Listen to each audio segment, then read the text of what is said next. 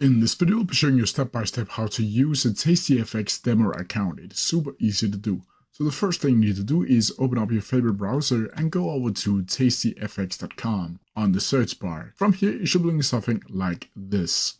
And here you'll see Forex Trading Knows Best. And down here you'll see you can create a live account, or you can create a demo account. From here you'll need to click Create Demo Account, and then from here you need to fill in your username, password, first name, last name, email address, country of residence, and the phone number.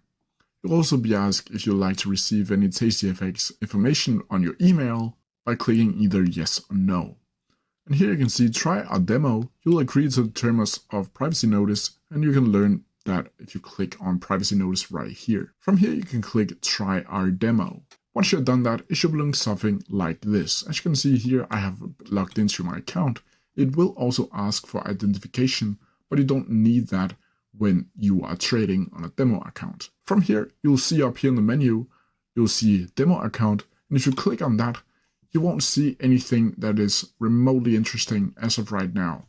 You'll see the recent activity where you can see a demo account have already been made for you. As you can see here, there's $10,000 on it, and it has been a bank deposit apparently. From here, if you want to access this demo account, you'll need to go over to Dashboard and then scroll down until you see Demo Accounts.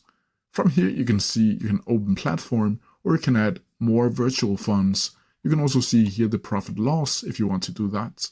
And if you click Open Platform, a new page will pop up with where you can trade. From here, you can see over the search bar, you can click on all these different currencies that you can trade with, and over here you'll be able to see the Euro USD pipeline, and over here you will see the sell and buy option, and down here you can place a trade and add the size, market and order.